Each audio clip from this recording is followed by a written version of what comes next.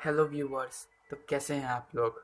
हाल ही में मैंने अपनी एक नई चैनल खोली है जिसका नाम है फ्रेंचाइज मूवी एक्सप्लेनर। और मैं इस पे अपनी पहली वीडियो रख रहा हूँ जिसका नाम है डॉक्टर नो। तो इस मूवी की IMDb रेटिंग थी 7.2 और इसका बजट था $1.1 मिलियन। ये मूवी बहुत ही कामयाब मूवी थी। इस मूवी ने $59.9 मिलियन की कमाई की थी। तो व्यूअर्स, मैंने अपना अभी अभी चैनल खोला है एक्सप्लेनेशन का। तो अगर आपको वीडियो अच्छी ना लगे तो प्लीज़ मुझे कमेंट करके बताइए कि आखिर वीडियो आपको क्यों नहीं अच्छी लगी। तो चलिए एक्सप्लेनेशन की तरफ चलते हैं।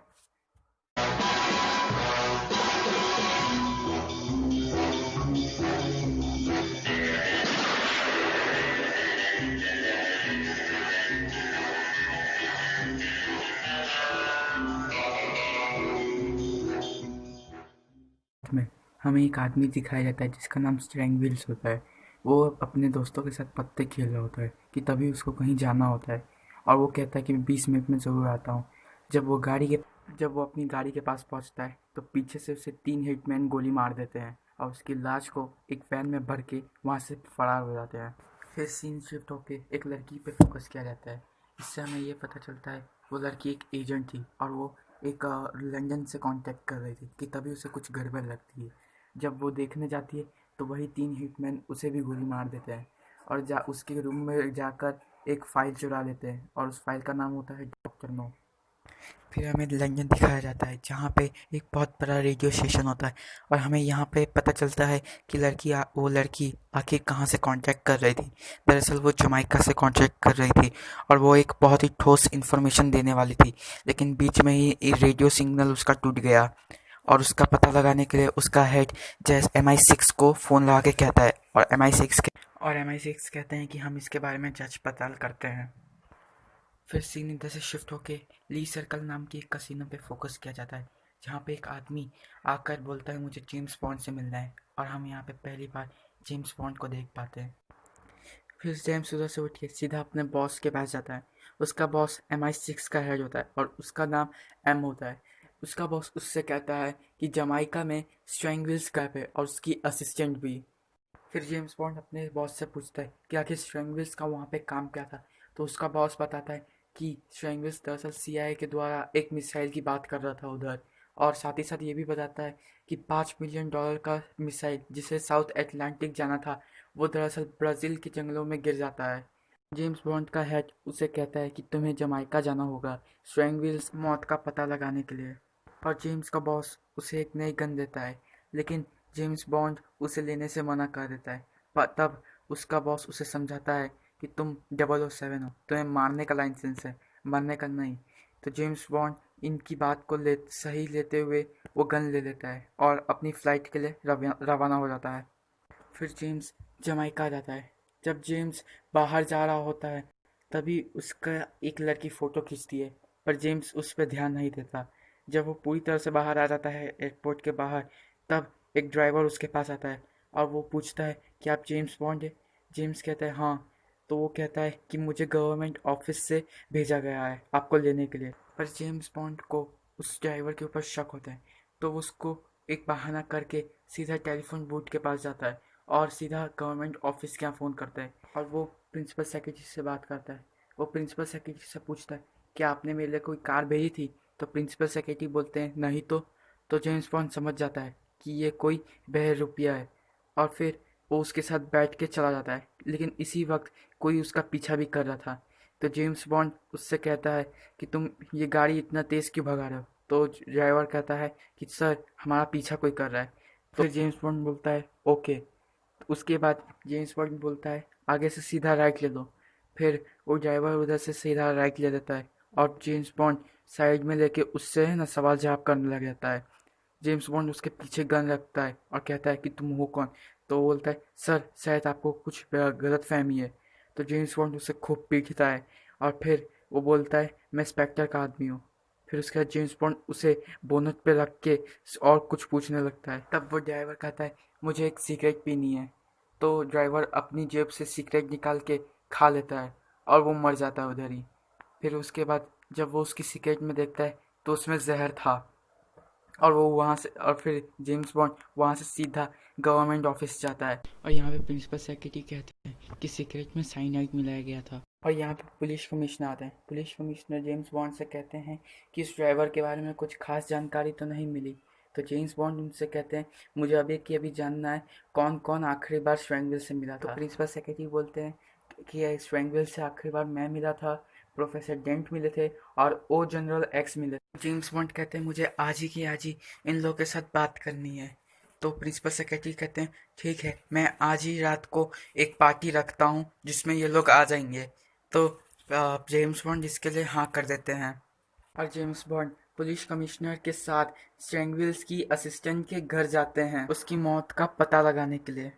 वहां पर जाकर जेम्स बॉन्ड को उसकी असिस्टेंट्स का खून पड़ा हुआ मिलता है और जब वो यहाँ वहाँ देखते हैं तो उन्हें प्रोफेसर डेंट का एक लेटर मिलता है और देखने पे उन्हें एक फ़ोटो दिखाई देती है जिसमें स्ट्रैंगविल्स के साथ एक काला आदमी होता है।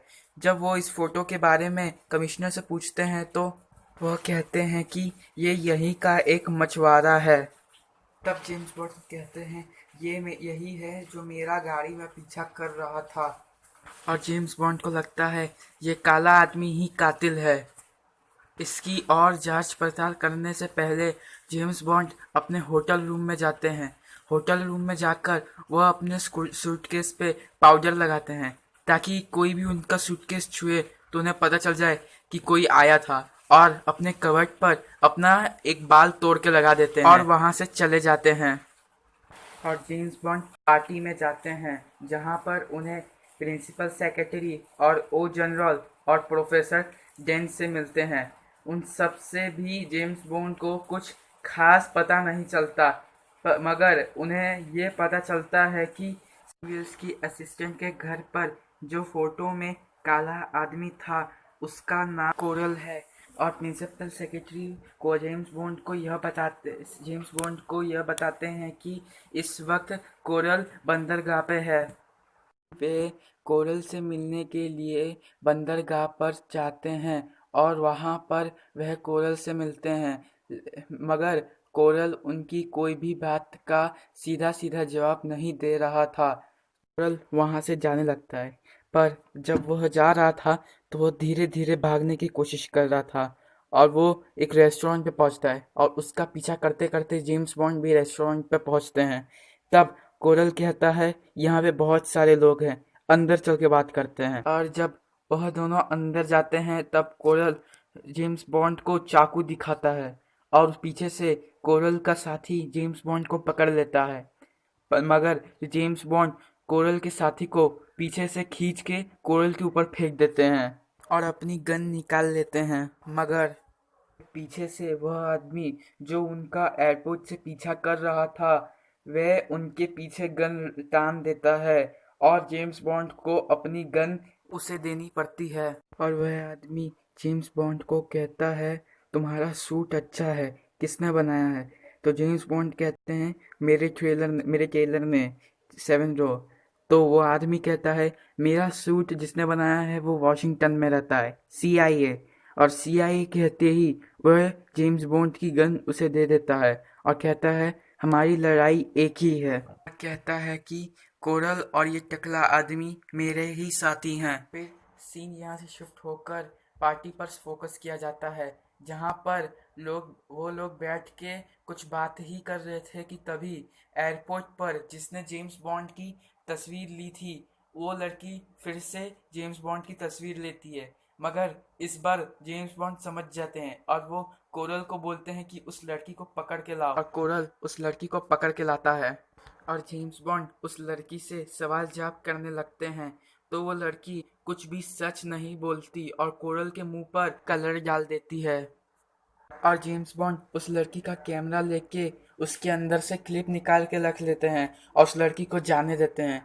तो वो लड़की बोलती है तुम सब मरोगे और वो वहां से चली जाती है। और फिर जेम्स बॉन्ड कोरल से पूछते हैं कि तुम स्ट्रैंगविल्स को कहाँ कहाँ ले गए थे? तो कोरल कहता है कि मैं स्ट्रैंगविल्स को क्रैब की आइलैंड ले गया था, वो भी रात को, क्योंकि वहां पर जाने की परमिशन नहीं है।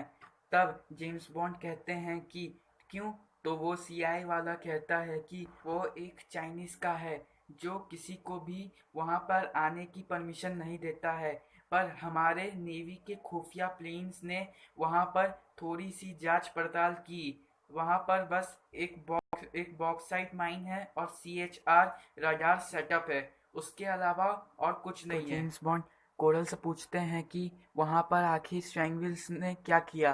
तो कोरल कहता है वहाँ पर जाके वह सिर्फ रेत लिए और कुछ पत्थर। तो जेम्स बॉन्ड समझ जाते हैं कि आखिर माजरा क्या है, और वो सीआई वाले से पूछते हैं और क्या जानकारी है ये स्क्रैप की के बारे में। तो सीआई वाला बोलता है और कुछ नहीं, बस इतना ही पता है कि वो चाइनीज़ वाले का नाम डॉक्टर नो है। यहाँ से शिफ्ट होकर दो हिटमैन के ऊपर दिखाया जाता है। वो दो हिटमैन जेम्स बॉन्ड को मारने वाले होते हैं, पर किसी गाड़ी का हेडलाइट की लाइट आने की वजह से वो लोग नहीं मार पाते हैं और जेम्स बॉन्ड वहाँ से चले जाते हैं। हमें यहाँ पे पता चलता है कि James bond professor didn't say मिलने आए हैं। बॉन्ड प्रोफेसर डेंट को स्ट्रैंगविल्स की असिस्टेंट्स के घर से जो प्रोफेसर डेंट की रिसिप्ट मिली थी वो दिखाते हैं। तो प्रोफेसर डेंट कहते हैं कि स्ट्रैंगविल्स मेरे पास रेत और पत्थर के सैंपल लाए थे।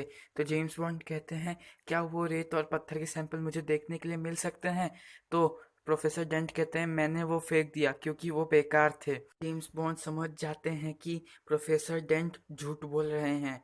तो वो स्ट्रैंगविल्स की असिस्टेंट के घर से जो रिसिप्ट मिली थी वो लेकर चले जाते हैं। इस सीन यहाँ से शिफ्ट होकर प्रोफेसर डेंट के ऊपर दिखाया जाता है, जहाँ पर वे क्रैब की आइलैंड जाते हैं और वहाँ पर वे एक रूम में जाते हैं जहाँ पर डॉक्टर नो की आवाज़ आ रही थी। प्रोफेसर डेंट डॉक्टर नो से कहते हैं कि जेम्स बॉन्ड को रेत और पत्थर के सैंपल गए हैं, वो कभी भी यहाँ पर आ सकता है। तो डॉक्टर नो कहते हैं कि वो यहाँ पर आना नहीं चाहिए वरना तुम गए। इतना ही कहते डॉक्टर नो प्रोफेसर डेंट को एक बहुत ही ज़्यादा जहरीली मकड़ी देते हैं और कहते हैं आज रात को जेम्स बॉन्ड नहीं बचना चाहिए। फिर हम जेम्स बॉन्ड को देख पाते हैं जो अपने होटल रूम में शराब पीकर आराम ही कर रहे थे कि तभी उनके ऊपर वो जहरीली मकड़ी आती है। वो उनके ऊपर चल रही थी कि तभी जेम्स बॉन्ड घबरा जाते हैं, मगर वो ज़रा भी नहीं हिलते। और जब वो मकड़ी उनके तकिए पे आती है तब वो तकिया नीचे फेंक कर अपना जूता उठाकर उसे उधर ही मार डालते हैं। फिर अगली सुबह जेम्स बॉन्ड प्रिंसिपल सेक्रेटरी के पास जाते हैं और कहते हैं कि मुझे क्रैब की और डॉक्टर नो के बारे में जानना है। तो प्रिंसिपल सेक्रेटरी अपनी सेक्रेटरी मिस टायरो को वो कहते हैं कि वो फाइल लेकर आओ क्रैब की वाली। तो उनकी सेक्रेटरी मिस टायरो प्रिंसिपल सेक्रेटरी से कहती है कि दोनों फाइल नहीं हैं। तो प्रिंसिपल सेक्रेटरी कहते हैं कि किसके पास है वो। तो मिस टायरो कहती हैं कि स्ट्रैंगविल्स के पास थी। यहाँ पर भी जेम्स बॉन्ड को कुछ भी नहीं पता चल पाता है, मगर जब वह जा रहे थे तभी प्रिंसिपल सेक्रेटरी कहते हैं कि लंदन से तुम्हारे लिए एक पार्सल आया है, ले लो। दरअसल यह पार्सल जेम्स बॉन्ड ने ही मंगवाया था। जब जेम्स बॉन्ड जा रहे थे कि तभी वो प्रिंसिपल सेक्रेटरी से धीरे से कहते हैं कि क्या मैं उस दरवाजे से जा सकता हूँ। तो प्रिंसिपल सेक्रेटरी कहते हैं क्यों नहीं। वो उस तरफ का दरवाज़ा खोलते हैं तो वो देखते हैं कि मिस टाइलर कान लगाकर सब सुन रही थी। तो वो मिस टाइलर से कहते हैं कि क्या आप मेरे साथ आज घूमने चलेंगी। तो मिस टाइलर कहती हैं क्यों नहीं, मैं आपको बाद में फ़ोन करके बताऊंगी कहाँ घूमने जाना है। और फिर वह बंदरगाह पर जाते हैं और उसी बोट पर जाते हैं जिस बोट से कोरल स्ट्रैंगविल्स को की आइलैंड ले गए थे। और वो अपने साथ पार्सल भी लेके आते हैं जिसमें गाइड होता है। रेडियो एक्टिव पार्टिकल्स का पता चलता है। कोरल से पूछते हैं कि स्ट्रैंगविल्स ने वो रेत और पत्थर के सैंपल कहाँ रखे थे। तो कोरल कहते हैं कि आपके पैर के नीचे। जब जेम्स बॉन्ड अपने पैर के नीचे वो गाइगर मीटर का स्टिक घुमाते हैं तो वो आवाज़ करने लगता है। जेम्स बॉन्ड को पता चलता है कि वो जो सैंपल थे वो दरअसल रेडियो एक्टिव थे। फिर वो कोरल से कहते हैं कि तुम मेरे साथ क्रैब की आइलैंड चलोगे कल। तो कोरल कहता है कि मैं वहाँ पर नहीं जाऊँगा, वहाँ पर एक ड्रैगन है। तो जेम्स बॉन्ड कहते हैं कि ड्रैगन जैसा कुछ नहीं होता, नहीं चलोगे तो हमें रास्ता बता दो, हम चले जाएंगे। तो कोरल कहता है कि मुझे तो रास्ता अपने मन से पता चलता है, मैं चलूंगा आप लोग के साथ, क्यों नहीं चलूंगा। और कहता है कि मैं कल सुबह 3 बजे आपका इंतजार करूंगा इधर ही। इसके बाद जेम्स बॉन्ड अपने होटल जाते हैं, जहाँ पर उनको मिस टाइलर का मैसेज मिलता है। और फिर वो मिस टाइलर के यहाँ फ़ोन करते हैं, तो मिस टाइलर कहती हैं कि मुझे कहीं आज जाने का मन नहीं है, क्यों ना तुम मेरे घर आ जाओ। तो जेम्स बॉन्ड उनके घर जाने के लिए रवाना होते हैं। वह जब वह जा रहे होते हैं, तब उनका पीछा एक ब्लैक कलर की वैन करती है, और एक लंबा सा चेज होता है। और इस चेज में जेम्स बॉन्ड उस काली कलर की वैन को चकमा दे के खाई में गिरा देते हैं और मिस टाइलर के घर चले जाते हैं। मिस टाइलर भी जेम्स बॉन्ड को देखकर चौंक जाती हैं, क्योंकि मिस टाइलर को लगा था कि वो हिटमैन्स जेम्स बॉन्ड को मार डालेंगे, मगर जेम्स बॉन्ड उनके घर आ गए थे। तो वो चौंक जाती हैं और फिर उनके घर का टेलीफोन बजने लगता है। और जब मिस टाइलर फ़ोन उठाती हैं, तो मिस टाइलर कहती हैं कि मुझे भी पता है वो यहाँ पर आया है। तो दूसरी तरफ से वो आदमी कहता है कि उसे रोक के रखो। और फिर मिस टेलर जेम्स बॉन्ड के साथ फिजिकली इंटीमेट होती हैं। और फिर इस सब के बाद जेम्स बॉन्ड मिस टाइलर से कहते हैं कि क्यों ना हम बाहर खाना खाने चलते हैं। हालांकि मिस टाइलर जेम्स बॉन्ड को रोकने की बहुत कोशिश करती है, मगर जेम्स बॉन्ड टैक्सी को फ़ोन करके बुला लेते हैं और कुछ घंटों बाद टैक्सी भी आ जाती है। और जब मिस टाइलर उस टैक्सी में बैठती हैं, तो वो देखती हैं कि उनके बाजू में एक पुलिस ऑफिसर बैठा है, और वो पुलिस ऑफिसर मिस टाइलर को लेके चला जाता है। फिर जेम्स बॉन्ड घर के अंदर जाकर सबसे पहले 2 ग्लास में शराब भरते हैं और म्यूज़िक शुरू कर देते हैं। फिर उसके बाद वो बेड पर जाकर तकिया लगा देते हैं और उस पर चादर, और साइड में दरवाजे के पास जाकर बैठ जाते हैं। और कुछ घंटों बाद हम देखते हैं कि कोई घर में आया है और जेम्स बॉन्ड सतर्क हो जाते हैं, और वो आदमी बेड पर गोलियां चलाने लगता है। और जब वो अंदर आता है तो जेम्स बॉन्ड कहते हैं अपनी गन फेंक दो प्रोफेसर डेंट। और फिर प्रोफेसर डेंट अपनी गन फेंक कर बैठ जाते हैं। और फिर प्रोफेसर डेंट जेम्स बॉन्ड को कहते हैं कि अगर तुमने मुझे मारा तो तुम भी स्ट्रैंगविल्स की तरह मारे जाओगे। तो जेम्स बॉन्ड कहते हैं कि क्या तुमने स्ट्रैंगविल्स को मारा। तो प्रोफेसर डेंट कहते हैं कि नहीं, मैंने नहीं, पर क्या फ़र्क पड़ता है कि वो कैसे मरे। तभी वो अपनी गन उठाकर जेम्स बॉन्ड की तरफ शूट करने लगते हैं, मगर उनकी सारी गोलियां ख़त्म हो चुकी थी। तो जेम्स बॉन्ड उन्हें मार डालते हैं। फिर उसके बाद जेम्स बॉन्ड बंदरगाह पे जाते हैं, और वहाँ पर जाके वो कोरल और सीआईए वाले से मिलते हैं। और फिर उसके बाद वो लोग बोट पर बैठ के क्रैब की के लिए रवाना होते हैं। और जब वो लोग क्रैब की के पास पहुँच जाते हैं, तब कोरल इंजन बंद कर देता है, और एक सादी बोट पर जेम्स बॉन्ड और कोरल बैठकर क्रैब की आइलैंड जाते हैं। और वहाँ पर जाकर वो लोग अपनी बोट छुपा देते हैं, और जेम्स बॉन्ड कहते हैं कि सुबह होने का इंतज़ार करते हैं, तुम वहाँ जाके आराम करो, मैं यहाँ जाके आराम करता हूँ। और फिर जब सुबह होती है, तब जेम्स बॉन्ड को किसी की गाने की आवाज़ सुनाई देती है, और जेम्स बॉन्ड उठकर उसका पीछा करने लगते हैं। और वो देखते हैं एक लड़की जो सीगल चुन रही थी वही गा रही थी। और फिर जेम्स बॉन्ड उसके पास जाते हैं बात करने के लिए। पहले तो वो लड़की जेम्स बॉन्ड को देख के घबरा जाती है, मगर जेम्स बॉन्ड उससे बात करने लगता है, और धीरे धीरे उन दोनों में दोस्ती हो जाती है। और जेम्स बॉन्ड उससे उसका नाम पूछता है, तो वो लड़की अपना नाम हनी राइडर बताती है। और वहाँ से कोरल भागते हुए आता है और कहता है कैप्टन, वो देखिए वहाँ से क्या आ रहा है। तो जेम्स बॉन्ड कहता है ये तो सुपर पावर बोट है, हमें छुपना होगा। और वो लोग जाकर जंगलों में छुप जाते हैं, और वहाँ से सुपर पावर बोट में जो मिलिट्री थी वो उन लोगों पे गोलियां चलाती है, लेकिन वो लोग निकलते नहीं हैं। तो वो लोग कहते हैं कि हम वापस आएंगे स्लीपर डॉग्स के साथ और तुम्हें पकड़ लेंगे। और फिर वो लोग वहाँ से चले जाते हैं। और फिर कोरल जेम्स बॉन्ड के पास आता है और कहता है सर, मैंने आपको कहा था ना यहाँ पे ड्रैगन है, चलिए यहाँ से निकलते हैं। तो जेम्स बॉन्ड कहता है वो दरअसल मशीन गन थी, कोई ड्रैगन नहीं। तो हनी कहती है कि नहीं, यहाँ पे एक सही में ड्रैगन है, एक छोटी सी पूंछ, 2 पंख और आग उगलता है। तो जेम्स बॉन्ड कहता है पहली बात तो ड्रैगन जैसा कुछ होता ही नहीं है। उसके बाद जेम्स बॉन्ड हनी से कहता है कि तुम यहाँ से निकल जाओ, हालांकि हनी मना भी करती है, मगर जेम्स बॉन्ड उसके ज़बरदस्ती उसके बोट के पास लेके जाता है। मगर गोलियों की वजह से उसकी बोट में भी छेद हो गए होते हैं। तो जेम्स बॉन्ड कहता है कि फिक्र मत करो, मैं तुम्हें किंगस्टन जाके एक नई बोट दिला दूंगा। जेम्स बॉन्ड कोरल से पूछते हैं अब इसका क्या करें। तो हनी कहती है कि मुझे एक बहुत ही अच्छी छुपने की जगह पता है। तो जेम्स बॉन्ड कहते हैं ठीक है, तो चलो उधर ही चलते हैं। वो जब वो लोग उस जगह पर जा रहे होते हैं, तभी वो गार्ड्स स्लीपर डॉग्स के साथ उन लोग के पीछे आ रहे होते हैं। मगर जेम्स बॉन्ड हनी और कोरल जैसे तैसे उन लोग से बच जाते हैं और उस जगह पर पहुंच जाते हैं। जगह पर जाकर जेम्स बॉन्ड और हनी नहा रहे होते हैं कि तभी कोरल जेम्स बॉन्ड को बुलाता है और वो बोलता है ये देखिए उस ड्रैगन के पैरों के निशान। कोरल जेम्स बॉन्ड को कहता है आपको थोड़ा आराम कर लेना चाहिए सर, मैं यहीं पे नज़र रखता हूँ और हम लोग रात को यहाँ से निकल लेते हैं। तो जेम्स बॉन्ड कहता है ठीक है, हम लोग रात को यहाँ से निकल जाएंगे।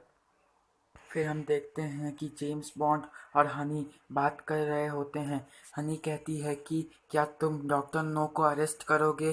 तो जेम्स बॉन्ड कहता है हाँ, और यहाँ पर हमें पता चलता है कि हनी का इस पूरी दुनिया में कोई भी नहीं है सिवाय उसके डैड के, जो अब नहीं रहे, क्योंकि कुछ सालों पहले हनी के पापा यहाँ क्रैब की पे क्रैब ढूंढने आए थे, मगर वो गायब हो गए और आज तक उनका पता नहीं चल पाया। और इस तरह से जेम्स बॉन्ड और हनी एक दूसरे के करीब आने लगते हैं कि तभी कोरल जेम्स बॉन्ड को बुलाता है और जेम्स बॉन्ड आते हैं। तो कोरल कहता है कि वहाँ से ड्रैगन की आवाज़ आ रही है। तो जेम्स बॉन्ड कहते हैं इस पर मुझे वो देखने का ही है कि वो ड्रैगन आखिर है कौन।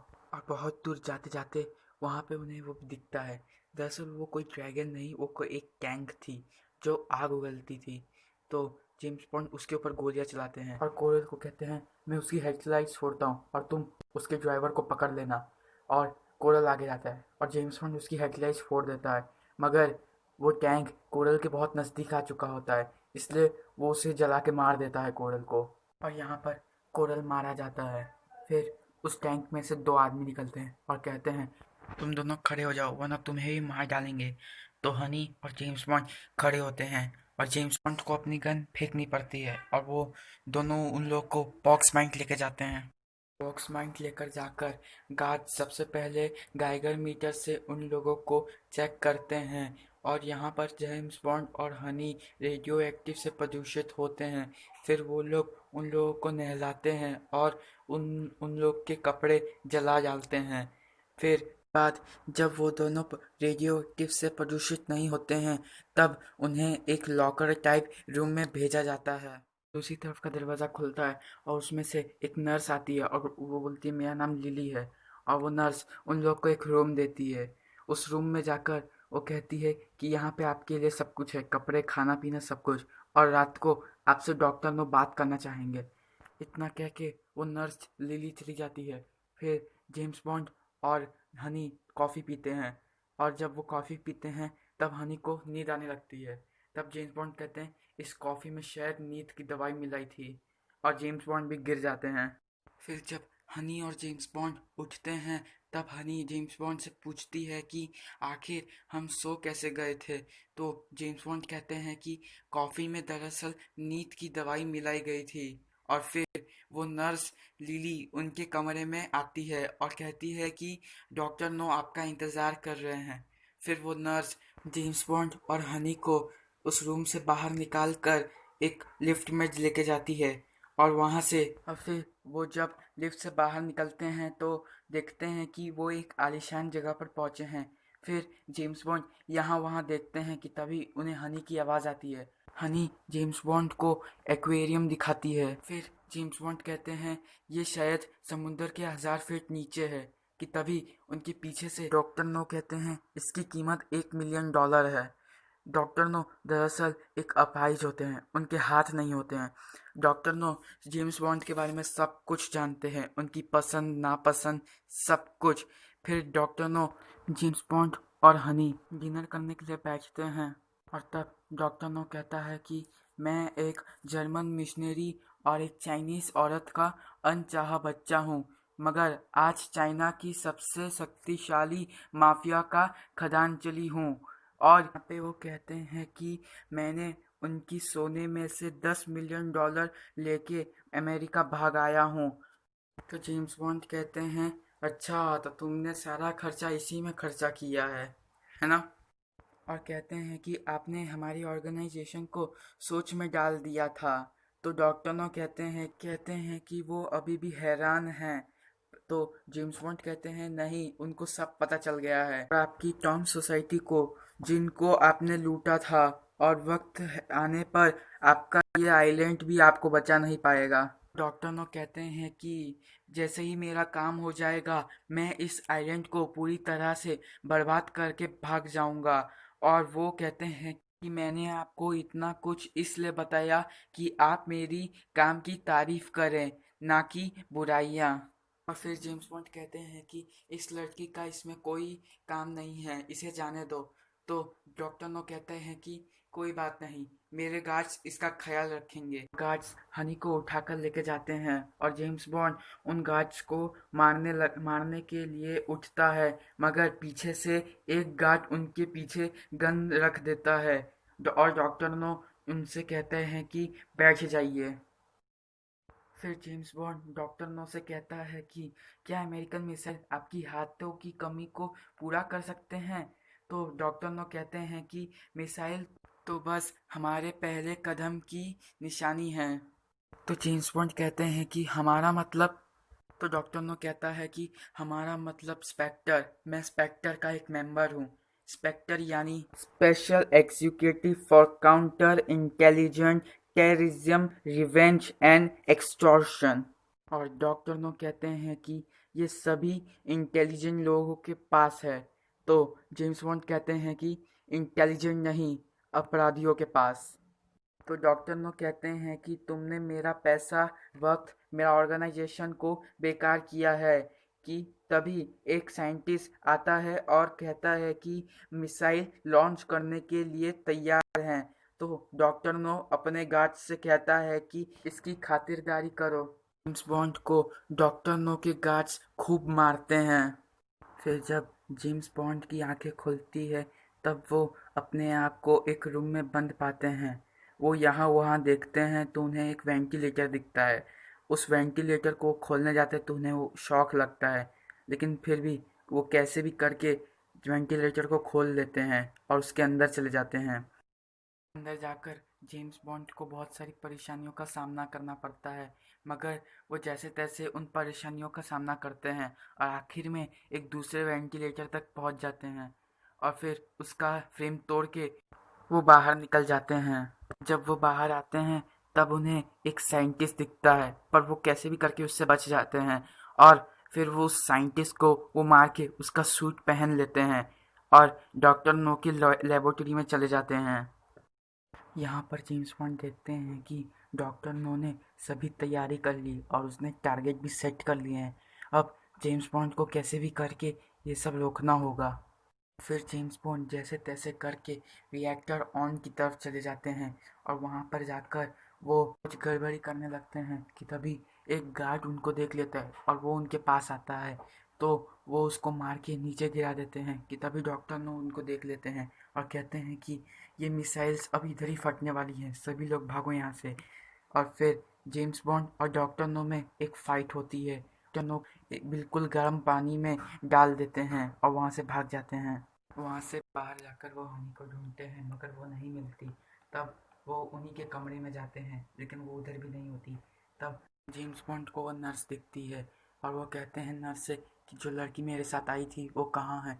तो वो नर्स उन्हें उनके पास लेके जाती है और जेम्स बॉन्ड हनी को बचा लेते हैं और वहाँ से निकलते हैं। वो देखते हैं कि बॉक्स माइंड फटने वाली होती है, तो वो लोग जैसे तैसे करके एक बोझ पर बैठ के वहाँ से निकल जाते हैं और हम देखते हैं कि वो बॉक्स माइंड पूरी तरह से तबाह हो जाती है। फिर सीन यहाँ से शिफ्ट होकर हनी और जेम्स बॉन्ड के ऊपर दिखाया जाता है। उनकी बोट का फ्यूल ख़त्म हो जाता है और फिर वहाँ पे वो सीआई वाला आता है और उनकी मदद करता है और यहाँ पे जेम्स बॉन्ड और हनी दोनों एक दूसरे के बहुत करीब आ जाते हैं। यहाँ पर यह मूवी ख़त्म होती है। मुझे उम्मीद है आपको हमारा ये वीडियो अच्छा लगा होगा। इस मूवी का सेकंड पार्ट भी है जिसका नाम है फ्रॉम रशिया विथ लव। मैं इसका सेकंड पार्ट भी लाऊंगा। बस इस वीडियो में एक लाइक कर दीजिए, बस एक लाइक।